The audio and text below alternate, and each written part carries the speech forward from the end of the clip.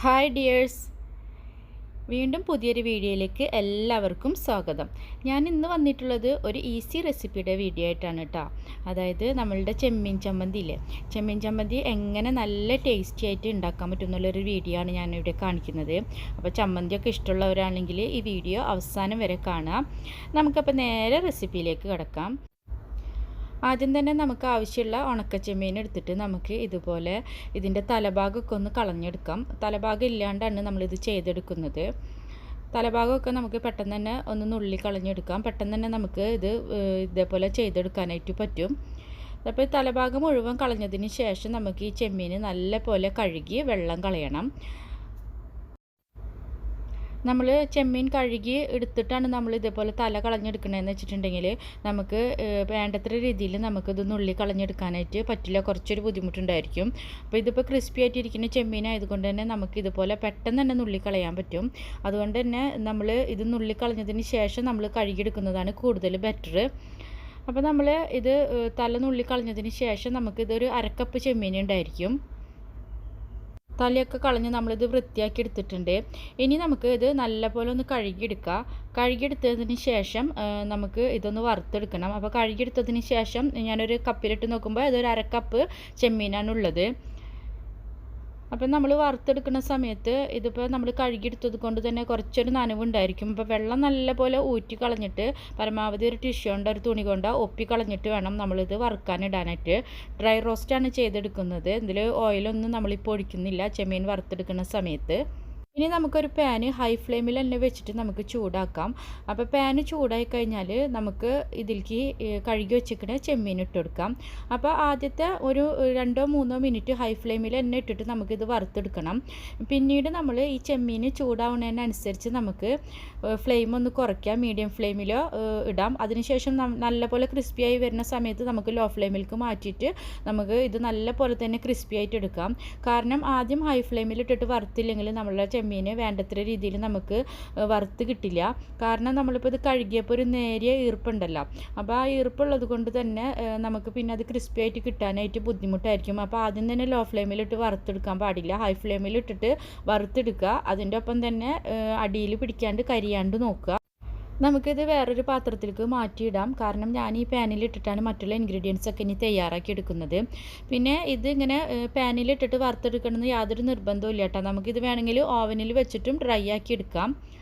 ഇനി നമുക്ക് ഈ പാനിൽ തന്നെ നമുക്ക് 2 ടേബിൾ സ്പൂണ് വെളിച്ചെണ്ണ ഒഴിച്ചു കൊടുക്കാം. അപ്പോൾ പാന് നല്ലപോലെ ചൂടായതിന് ശേഷം നമ്മൾ വെളിച്ചെണ്ണ ഒഴിച്ച് കൊടുത്തിട്ട് പിന്നീട് നമുക്ക് മീഡിയം ഫ്ലെയിമിലേക്ക് മാറ്റാം. ഇനി നമുക്ക് ഇതിലേക്ക് ഇട്ട് കൊടുക്കുന്നത് മുളക് പോലുള്ള ഇൻഗ്രീഡിയൻസ് ആണ്. അപ്പോൾ ഇതിലേക്ക് ഹൈ ഫ്ലെയിം നമുക്ക് ആവശ്യമില്ല.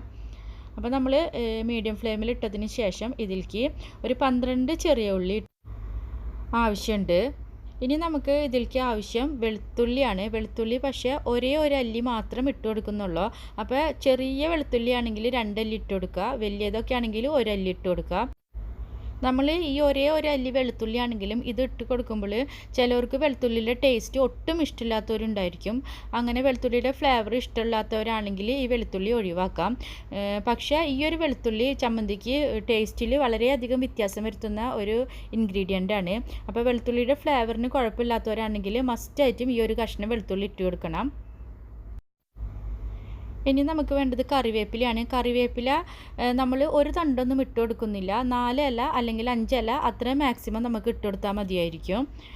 ഒരിക്കലും ഒരു തണ്ടൊന്നും ഇട്ട് കൊടുക്കരുത്, 4-5 ഇലയായിട്ട് ഇട്ട് കൊടുക്കുക. പിന്നെ നമുക്ക് വേണ്ടത് ഉണക്കമുളകാണ്. ഉണക്കമുളക് ഒരു 7 മുതൽ 8 എണ്ണം വരെ ഒക്കെ ഇട്ട് കൊടുക്കുക. 7-8 ഉണക്കമുളകായിട്ട് ഇട്ട് കൊടുക്കുക. ഇനി നമുക്കിത് മീഡിയം ഫ്ലെയിമിൽ ഇട്ടിട്ട് ഒന്ന് റോസ്റ്റ് ചെയ്തെടുക്കുക. ഇനി നമുക്കിതിലേക്ക് ഒരു പച്ചമുളകും കൂടിയും ആവശ്യമുണ്ട് കേട്ടോ. അപ്പോൾ ഇതൊന്ന് റോസ്റ്റ് ചെയ്ത് വരുന്ന സമയത്ത് മാത്രം നമ്മൾ പച്ചമുളക് ഇട്ട് കൊടുത്താൽ മതി, നേരത്തെ തന്നെ ഇട്ട് കൊടുക്കണ്ട. പച്ചമുളക് ചിലപ്പോൾ പെട്ടെന്ന് തന്നെ കരിയും. അപ്പോൾ പച്ചമുളക് ഇതൊന്ന് റോസ്റ്റ് ചെയ്ത് വരുന്ന സമയത്ത് മാത്രം പച്ചമുളക് ഇട്ട് കൊടുക്കുക. ഇത് നമുക്ക് മീഡിയം ഫ്ലെയിമിൽ ഇട്ടിട്ട് ഒന്ന് റോസ്റ്റ് ചെയ്തെടുക്കുക. നമ്മുടെ ഈ ചെറിയ ഉള്ളിയുടെയൊക്കെ കളറൊക്കെ ഒന്ന് മാറി ചെറിയ ഉള്ളിയൊക്കെ നല്ലൊരു സ്മെല്ലായിട്ട് വരുന്ന വരെ നമുക്ക് റോസ്റ്റ് ചെയ്തെടുക്കണം. ഒരുപാടൊന്നും കരിയാൻ പാടില്ല.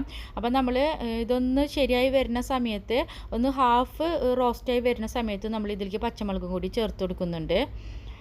അപ്പോൾ ഒറ്റ ഒരു പച്ചമുളക് തന്നെ ചേർത്ത് കൊടുത്തിട്ടുള്ളൂ. ഇതിലധികം ചേർത്ത് കൊടുക്കുന്നത് ഉണക്കമുളകാണ്. ഇനി നമുക്കിതിലേക്ക് നാളികേരം ചേർത്ത് കൊടുക്കണം. അപ്പം ഞാൻ നേരത്തെ പറഞ്ഞു 1/2 കപ്പ് ഉണക്കച്ചെമ്മീനാണ് എടുത്തിട്ടുള്ളത്. അപ്പോൾ 1/2 കപ്പ് ഉണക്കച്ചെമ്മീനാണ് എടുക്കണമെന്ന് വെച്ചാൽ അതിന് 1 കപ്പ് തേങ്ങ എന്നുള്ള ഒരളവിൽ എടുക്കുക. അപ്പോൾ 1 കപ്പ് തേങ്ങയും കൂടി ഞാൻ ഇതിൽ ചേർത്ത് കൊടുക്കുന്നുണ്ട്. അപ്പോൾ നമ്മളുടെ ഈ ഉണക്കമുളകും ഉള്ളിയൊക്കെ ഒന്ന് റോസ്റ്റായി വരുന്ന സമയത്ത് ഏറ്റവും ലാസ്റ്റാണ് ഈ തേങ്ങ ചേർത്ത് കൊടുത്തിട്ടുള്ളത് കേട്ടോ. ഇപ്പോൾ ഏകദേശം നമ്മുടെ മുളകും ഉള്ളിയൊക്കെ റെഡിയായി വരുന്ന സമയത്ത് മാത്രം തേങ്ങ ചേർത്ത് കൊടുക്കുക. ഉണക്കമുളകും ഉള്ളിയൊന്നും റോസ്റ്റ് ചെയ്തെടുത്ത പോലെയൊന്നും നമ്മൾ തേങ്ങ ഇതിലിട്ടിട്ട് റോസ്റ്റ് ചെയ്തെടുക്കുന്നില്ല. നമ്മൾ ഈ വെളിച്ചെണ്ണയൊക്കെ തേങ്ങയുടെ എല്ലാ ഭാഗത്തേക്കും എത്താനും അതേപോലെ തന്നെ തേങ്ങയുടെ ആ ഒരു പച്ചപ്പ് മാറാൻ വേണ്ടി മാത്രമാണ് നമ്മളിതിൽ തേങ്ങ ചേർത്ത് കൊടുക്കുന്നത്. തേങ്ങ ഇട്ട് കൊടുക്കുമ്പോൾ ശ്രദ്ധിക്കേണ്ടത് എന്താ വെച്ചാൽ തേങ്ങ ഒരിക്കലും വറുത്തെടുക്കേണ്ട കാര്യമില്ല. തേങ്ങയുടെ എല്ലാ ഭാഗത്തേക്കും ചൂടായി കഴിഞ്ഞിട്ടുണ്ടെങ്കിൽ നമുക്ക് ഫ്ലെയിം ഓഫ് ചെയ്തിടാം. അപ്പോൾ ഞാനിവിടെ ഫ്ലെയിം ഓഫ് ചെയ്തതിന് ശേഷമാണ് മറ്റുള്ള ഇൻഗ്രീഡിയൻസ് ഒക്കെ ചേർക്കുന്നത്. അപ്പോൾ ഇവിടെ തേങ്ങയൊക്കെ ഇവിടെ ചൂടായിട്ടുണ്ട്. അപ്പോൾ ഞാനിവിടെ ഫ്ലെയിം ഓഫ് ചെയ്തതിന് ശേഷം ഞാൻ സ്റ്റവിൽ നിന്ന് മാറ്റി വെച്ചിട്ടില്ല. ആ ചൂടിൽ തന്നെ വെച്ചിട്ടാണ് മറ്റുള്ള ഇൻഗ്രീഡിയൻസ് ഒക്കെ ചേർത്ത് കൊടുക്കുന്നത്. ഇനി നമുക്ക് വറുത്ത് വെച്ചിരിക്കുന്ന ചെമ്മീൻ ഇതിലേക്ക് ചേർത്ത് കൊടുക്കുക. ഇനി നമുക്ക് ആവശ്യം പുളി അല്ലെങ്കിൽ പുളിയുടെ പേസ്റ്റാണ്. അപ്പോൾ പുളി എടുക്കുന്നവരാണെങ്കിൽ ഒരു നെല്ലിക്ക വലുപ്പത്തിലുള്ള പുളി ചേർത്ത് കൊടുക്കുക. പുളിയുടെ പേസ്റ്റൊക്കെ ആണെങ്കിൽ 1/4 ടീസ്പൂണ് പുളിയുടെ പേസ്റ്റ് ചേർത്ത് കൊടുക്കുക. ഇനി നന്നായിട്ട് എല്ലാവരും മിക്സാക്കി കൊടുക്കുക. ഇതിലേക്ക് ഉപ്പും കൂടി ഇട്ടിട്ട് മിക്സാക്കി കൊടുക്കണം. അപ്പം ഞാനിത് ഗ്രൈൻഡറിൽ ഇട്ടിട്ട് അടിച്ചെടുക്കുന്നത് കൊണ്ടാണ് ഇപ്പോൾ എല്ലാവരും മിക്സാക്കി എടുത്തിട്ടുള്ളത്. അപ്പോൾ അമ്മിമേലൊക്കെ വെച്ച് അരച്ചെടുക്കുന്നവരാണെങ്കിൽ ഇതുപോലെ എല്ലാവരും മിക്സാക്കണം എന്നില്ല. നമ്മൾ അരയ്ക്കുന്നതിനനുസരിച്ച് ഓരോ ഇൻഗ്രീഡിയൻസ് ചേർത്തിട്ട് അരച്ചെടുത്താൽ മതി. അപ്പോൾ ഗ്രൈൻഡറിലൊക്കെ ചെയ്യുന്നവരാണെങ്കിൽ ഇതുപോലെ ഉപ്പും ഒക്കെ കൂടിയിട്ട് മിക്സാക്കി എടുത്തിട്ട് ഗ്രൈൻഡറിൽ ഇട്ടിട്ട് അടിച്ചെടുക്കുക. അങ്ങനെയാണെങ്കിൽ നമുക്ക് ഒരു ഭാഗത്ത് ഉപ്പൊന്നും കട്ട പിടിച്ച് കിടക്കില്ല. നമ്മൾ പിന്നീട് ഇത് കൈകൊണ്ടൊന്നും മിക്സാക്കി എടുക്കേണ്ട കാര്യം വരില്ല. ഇനി നമുക്ക് ഇതൊന്ന് ചൂടാറിയതിന് ശേഷം നമുക്കിത് ഗ്രൈൻഡറിൽ ഇട്ടിട്ട് അടിച്ചെടുക്കാം. അപ്പോൾ നമ്മുടെ ഫ്ലെയിമിൽ നിന്ന് മാറ്റി വെച്ച് കഴിഞ്ഞാൽ നമുക്ക് 1-2 മിനിറ്റിനുള്ളിൽ ചൂടാറിക്കഴിഞ്ഞാൽ നമുക്കിത് ഗ്രൈൻഡറിൽ ഇട്ടിട്ട് അടിച്ചെടുക്കാം.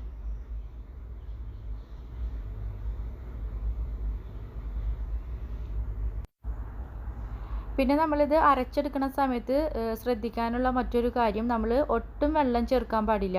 ഒട്ടും വെള്ളം ചേർക്കാണ്ട് വേണം ചമ്മന്തി അരച്ചെടുക്കാനായിട്ട്. വെള്ളം ചേർത്ത് കഴിഞ്ഞിട്ടുണ്ടെങ്കിൽ ഈ ചമ്മന്തിയുടെ ടേസ്റ്റ് തന്നെ മാറിപ്പോവും. അത് നമ്മൾ അമ്മിയും അരച്ചെടുക്കുകയാണെങ്കിലും ഗ്രൈൻഡറിൽ അരച്ചെടുക്കുകയാണെങ്കിലും വെള്ളം ചേർക്കാതെ അരച്ചെടുക്കാൻ ശ്രദ്ധിക്കുക. അതേപോലെ തന്നെ നമ്മളിപ്പോൾ ചെറിയ ഗ്രൈൻഡറൊക്കെ ആണെങ്കിൽ നമുക്ക് ഒരുമിച്ച് അരച്ചെടുക്കാൻ പറ്റുന്നില്ല എങ്കിൽ പ്രശ്നമില്ല. 2-3 ബാച്ചായിട്ട് അരച്ചെടുത്തിട്ട് നമ്മൾക്കൊരു പാത്രത്തിലേക്ക് മാറ്റിയിട്ടാൽ മതി. അതേപോലെ തന്നെ ഇത് എല്ലാ ഇൻഗ്രീഡിയൻസും മിക്സാക്കിയിട്ട് അരച്ചെടുക്കുന്നത് കൊണ്ട് തന്നെ നമ്മളിത് അരച്ചെടുത്തതിന് ശേഷം നമ്മൾ ഒരിക്കലും മിക്സാക്കി എടുക്കേണ്ട കാര്യം വരില്ല. അപ്പോൾ എല്ലാവരും ട്രൈ ചെയ്യുക, എല്ലാവർക്കും ഇഷ്ടപ്പെടും, എനിക്ക് ഷുവറുണ്ട്. അപ്പോൾ ഇതുവരെ സപ്പോർട്ട് ചെയ്തതിനും വീഡിയോ കണ്ടതിനും എല്ലാവർക്കും ഒരുപാട് താങ്ക്സ് ഉണ്ട്. വീണ്ടും നമുക്ക് അടുത്ത വീഡിയോയിലൂടെ കാണാം. അതുവരേക്കും എല്ലാവർക്കും ബൈ ബൈ.